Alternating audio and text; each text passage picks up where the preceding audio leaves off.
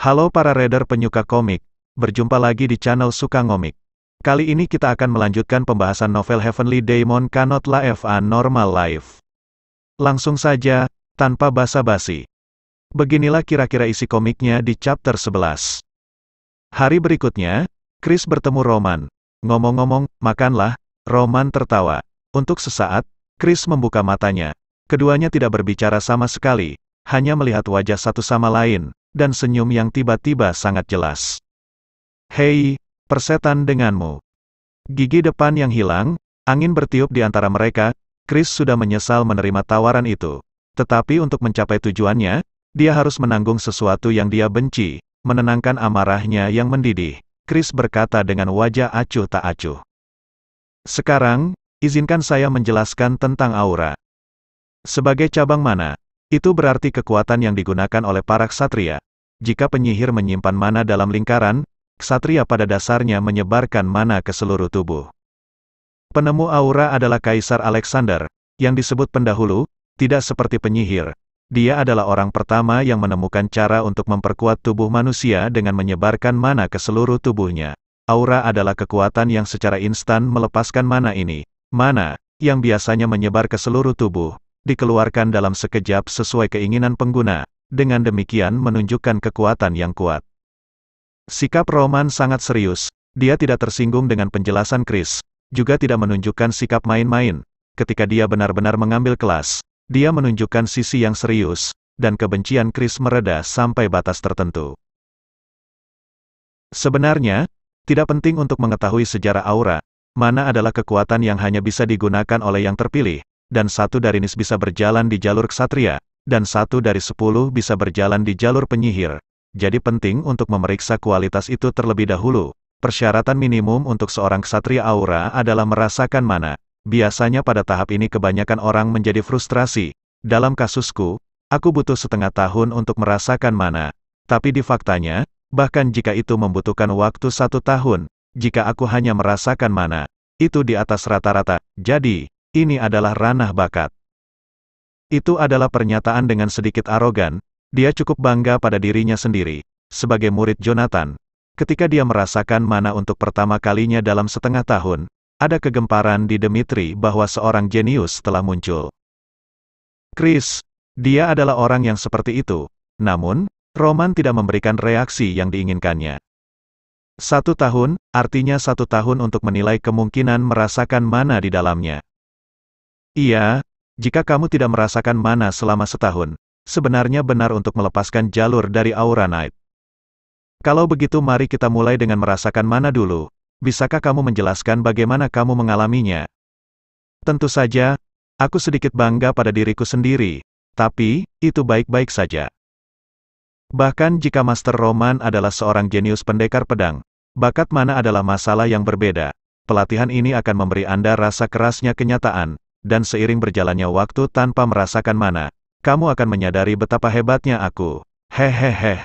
Memikirkannya, ini bukan tawaran yang buruk. Di masa lalu, saya telah melihat banyak orang yang sangat membutuhkan pelatihan mana. Roma tidak berbeda. Chris menyembunyikan hatinya dan mengajariku cara melatih mana. Metode pelatihan mana pengajaran Chris membuat Roman secara bertahap mulai membenamkan dirinya dalam dunianya sendiri. Faktanya, premis pelatihan ini salah sejak awal. Roman sudah merasakan mana dari dunia ini, dan dia mengumpulkan sejumlah kecil mana melalui Celestial Demon God Gong. Tetap saja, ada alasan untuk ingin diajari. Dengan membabi buta hanya mengikuti akal sehat saya adalah jalan pintas menuju regresi. Di Morim, itu disebut Ki, dan di dunia ini, Anda perlu mengalami kekuatan yang dinyatakan sebagai mana dan aura, dalam cara dunia baru dari awal sampai akhir. Bahkan jika Anda tidak dapat memahaminya di kepala Anda, untuk saat ini, mari ikuti cara mereka. Beberapa napas. Chris mengatakan penting untuk merasakan sesuatu menggelitik kulit Anda dalam prosesnya. Itulah mana yang diucapkan di benua Salamander, dan meskipun Roman tidak menghembuskan nafas beberapa kali, mana berkumpul di sekelilingnya. Saya tidak punya pilihan selain melakukannya. Sebagai Roman, yang menjalani seluruh hidupnya berasimilasi dengan energi alam, dia tahu karakter seperti apa yang mereka miliki dan bagaimana membujuk mereka. Chris berhasil dan bisa disebut beruntung jika dia berhasil meskipun butuh waktu 1 tahun. Namun, Roman berbeda. Dalam waktu kurang dari 1 menit, sejak saat itu adalah induksi mana, menerima mereka ketika energi asing dan misterius memasuki tubuh. Roman membimbing mereka ke seluruh tubuh di sepanjang pembuluh darah. Ini jelas berbeda dari Morim. Morim bertujuan untuk membuang limbah dari pembuluh darah melalui keberuntungan dan akhirnya membangun mana di Dantian. Tapi dunia ini berbeda. Dalam proses menginduksi mana, saya ingin mana secara alami terakumulasi di berbagai bagian tubuh. Tetapi tidak ada kekuatan yang mengikat. Apakah ada alasan khusus untuk melakukan ini? Energi untuk menetap secara alami tunduk pada kendali manusia. Tetapi masalahnya adalah jika Anda berlatih dengan cara ini, Anda tidak akan dapat mencapai klimaks bahkan setelah 100 tahun. Betul-betul cara yang tidak efisien. Selain itu, masalahnya juga pada karakteristik mana. Jika mana Morim terasa berat, sedangkan mana di dunia ini lebih ringan daripada kaya, mana yang lolos sebanyak itu diterima, rasanya aku ingin merebut semuanya. Namun, untuk sekali demi berjalan di jalan dunia ini, keinginan itu ditekan. Hal itu dapat dilakukan kapan saja. Roman tahu lebih baik dari siapapun bagaimana menjadi lebih kuat, tetapi sekarang adalah waktunya untuk merangkul peradaban baru. Suara Chris terdengar. Begitu Anda mencapai tahap di mana Anda dapat menggunakan sejumlah mana, Anda akan dapat memanifestasikan aura Anda, mengkonsentrasikan mana yang menyebar ke seluruh tubuh pada satu titik, itulah manifestasi aura. Manifestasi aura dapat digunakan dalam pertarungan. Ada beberapa cara untuk meningkatkan daya rusaknya. Bisa dilakukan dengan cara melapisi aura pada pedang, atau bisa juga dioleskan ke tubuh untuk daya ledak seketika. Yang pasti tahap manifestasi aura dinyatakan sebagai satu jalan mencapai ksatria aura bintang. Chris tidak akan tahu fakta bahwa Roman telah memasuki tahap akumulasi mana. Dia hanya menjelaskan. Tetapi Roman menggerakkan mana dengan cara yang sama sesuai dengan penjelasannya. Mana diterima, kekuatan pengikat Roman membuatnya tidak mungkin untuk membiarkan mana yang beredar di dalam tubuh keluar begitu saja. Mana secara bertahap menumpuk. Itu adalah saat ketika Roman memasuki tahap manifestasi aura. Tubuh itu bersinar biru. Meskipun itu bukan sesuatu yang diajarkan Chris padanya, dia untuk sementara memperkuat kulitnya dengan memusatkan mana pada satu titik. Fenomena yang akrab. Roman datang dengan metode serupa, ini mirip dengan karya luar Morim. Tetapi berbeda, berolahraga adalah cara untuk menjadi lebih kuat dengan menempa bagian luar. Tetapi cara yang dibicarakan Chris bukanlah salah satunya. Itu tidak bisa membuat bagian luar lebih kuat, tetapi tidak bisa membangun mana di dalam. Cara menyemprotkan mana dalam sekejap sangat tidak efisien karena mana yang tidak terkumpul di satu tempat sejak awal menyebar ke segala arah. Pikiran yang muncul di benak saya ketika saya melihat Chris memanifestasikan auranya tidak salah. Itu pasti, dari pengalaman saya sendiri, saya bisa menarik kesimpulan tegas. Cara kita menggunakan mana di sini adalah sampah. Latihan bersama Chris. Tidak ada alasan untuk melanjutkannya lebih jauh. Saat Roman memanifestasikan auranya, Chris memutar bola matanya. Pelatihan ini? Aku bahkan tidak ingin merasakan mana. Itu sukses bahkan jika saya hanya tahu jenis pelatihan apa itu. Tetapi sesuatu yang sama sekali tidak terduga terjadi. Kulit bercahaya biru, itu adalah manifestasi dari aura. Aku menggosok mataku dan memeriksanya lagi. Tapi pemandangan di depanku tidak berubah. Bagaimana ini mungkin? Benar-benar di luar akal sehat. Butuh waktu setengah tahun baginya untuk merasakan mana, dan dia harus bekerja selama 3 tahun untuk melepaskannya. Aku pernah mendengar bahwa dia jenius. Sebagai murid Jonathan sejak usia muda, dia terus belajar ilmu pedang, dan di usia pertengahan 20-an, dia memasuki tahap 2 bintang. Seorang jenius yang diakui oleh semua orang. Ngomong-ngomong, apa artinya ini? Perkembangan Roman tidak pada tingkat yang dapat diterima oleh pemikiran orang banyak. Wah, Roman membuka matanya. Saat dia menarik napas, Chris bertanya seolah dia sedang menunggu.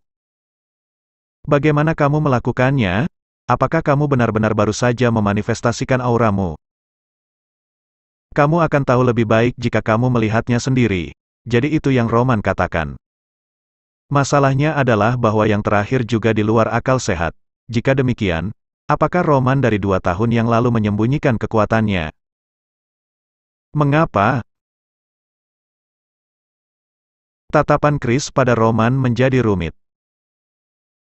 Roman berkata, Bisakah Anda memberitahu saya standar gender yang membedakan kekuatan ksatria aura? Berapa tingkat status yang telah saya capai sekarang? Dan berapa banyak orang yang keterampilan mereka yang saat ini disebut yang terbaik? Setelah manifestasi aura berhasil, Master memenuhi persyaratan untuk ksatria aura bintang 1. Dan jika Anda memotong baja dengan aura yang dimanifestasikan pada suatu objek, sejak saat itu, Anda akan disebut aura bintang 2. Ksatria, yang asli adalah dari 3 bintang. Kastil dibagi sesuai dengan kekuatan dan kekuatan penghancur aura, dan ksatria dengan 3 bintang menerima perlakuan khusus di kerajaan. Oleh karena itu, Kapten Jonathan adalah seorang ksatria yang diakui oleh kerajaan. Dan 4 bintang dikenal oleh kerajaan, dan 5 bintang diakui oleh benua. Omong-omong, yang disebut pendekar pedang terbaik di benua itu dikenal sebagai pendekar pedang bintang 6. Belum ada yang diketahui telah mencapai level itu. Jadi begitu, 6 bintang, yang terbaik di benua. Mengingat bahwa Roman yang bertemu Jonathan, situasi itu agak tergambar di benaknya. Berdasarkan Morim, Jonathan sedikit lebih rendah dari kelas 2. Tidak peduli seberapa tinggi seorang ksatria bintang 6, itu pasti tidak pada level yang saya harapkan. Mungkin arus utama dunia ini bukanlah ilmu pedang. Jika aura adalah bakat yang diberikan kepada 1 dari 1000, maka sihir adalah bakat dalam 10.000. Anda akan tahu pasti hanya ketika Anda mengalaminya sendiri. Itu menyenangkan, cara yang berbeda dari Morim. Saya ingin pergi melihat dunia dan mengalami segala sesuatu di dunia ini. Chris melanjutkan kata-katanya, sebenarnya, perbedaan gender bukanlah indikasi ketidakberdayaan yang sempurna. Ada sesuatu yang disebut peringkat di benua ini. Meskipun ksatria bintang 6 adalah yang terbaik di benua ini, tapi tidak semua ksatria di peringkat 10 teratas telah mencapai peringkat 6. Lagi pula, sejak kapan kamu mulai mengasah mana? Butuh waktu 10 tahun untuk mencapai tingkat 2 bintang. Bahkan aku, yang disebut jenius, seperti ini. Tapi mengingat penampilan Master, aku bertemu 2 tahun lalu, dan hal ini benar-benar tidak masuk akal. Dikatakan bahwa butuh 10 tahun untuk merasakan mana, melepaskan aura, dan mewujudkannya melalui pedang. Hahaha. Roman tertawa terbahak-bahak, sungguh level dunia ini di bawah ekspektasi. Mengapa kamu Karena itu lucu. Maksudmu usahaku lucu? Suasana menjadi dingin. Chris, bakat dari Dmitri. Meski dikalahkan Roman, harga dirinya tidaklah patah. Di wajah Chris, yang sepertinya meledak setiap saat, Roman menatapnya dengan senyum di wajahnya. Saya akan menanyakan satu hal kepada Anda. Apakah Anda pernah memiliki keraguan tentang cara Anda berlatih saat berada di level itu? Maksud kamu apa? Terkadang orang salah. Hanya karena itu adalah metode yang telah diturunkan dari generasi ke generasi dari waktu yang sangat lama. Ilusi bahwa itu akan sangat benar. Aku memiliki pemikiran itu saat mempelajari cara melatih mana darimu. Mengapa Anda bersikeras pada metode ini? Di mana saya dapat dengan jelas melihat apa yang kurang di kepala saya? Apakah Anda tidak tahu itu? Atau karena Anda memiliki kepercayaan yang kuat pada Komandan Ksatria Templar Jonathan yang mengajari Anda? Itu adalah pernyataan yang tidak terduga dari Roman. Chris melihat ke bawah dengan marah dan dipukul dengan satu pukulan, dan tidak mengatakan apa-apa dengan wajah bingung. Cara pelatihan yang ada, seperti yang dikatakan Roman, saya tidak pernah mempertanyakannya. Alasannya sederhana, karena mudah diikuti, cara saya sudah mengalami semua percobaan dan kegagalan sebelumnya. Tidak ada alasan bagi saya untuk kalah atau dikritik, tidak dapat disangkal fakta bahwa Anda telah bekerja keras selama 10 tahun. Tetapi lucu bahwa dalam proses melakukannya, Anda tidak pernah mempertanyakan cara Anda mengejarnya. Di dunia ini, tidak ada yang memiliki jawaban yang sempurna. Cara Anda mengikuti secara membabi buta itulah yang menjadi masalahnya. Saat di kehidupannya yang lalu berjalan di jalan surga, Roman tidak mengambil ajaran ayahnya secara langsung. Bahkan jika ayahnya adalah orang yang mencapai puncak sihir, dia terus-menerus menganalisis dan mempelajari kata-katanya. Setelah upaya tersebut, Roman menciptakan dewa iblis surgawinya sendiri. Bahkan mereka yang mengkritik tindakan Roman pada awalnya, bahkan menyatakan kekaguman atas kekuatan dewa iblis surgawi yang sempurna. Roman hidup seperti itu, hidup sendiri. Subjeknya bukan orang asing. Alih-alih menerimanya hanya karena telah diturunkan dari generasi ke generasi, Saya memikirkan mengapa saya harus menerima ini dan apakah ini benar-benar pilihan terbaik bagi saya. Tentu saja, pertanyaan seperti itu membuat hidup menjadi menyakitkan. Saya harus melalui banyak kegagalan, dan ketika saya menemui hasil yang gagal, saya harus merasakan kritik dan keputusasaan orang lain. Walaupun demikian, perubahan itu perlu. Sama seperti sesuatu yang diturunkan dari nenek moyang dimulai dengan sebuah pertanyaan. Roman selalu melontarkan tanda tanya pada dirinya sendiri. Aku akan bertanya lagi, apakah kamu benar-benar mencoba yang terbaik selama 10 tahun? Aku terdiam, saya melihat kembali kehidupan masa lalu saya. Chris bekerja sangat keras. Namun, dalam metode pelatihan, Chris memang buta. Saya melakukan apa yang diperintahkan Jonathan, dan kali ini saya menerima tawaran itu karena saya ingin belajar trik darinya. Bersumber dari novel Heavenly Demon. Nah para reader, dukung kami dengan cara like, komen, dan subscribe. Salam suka ngomik.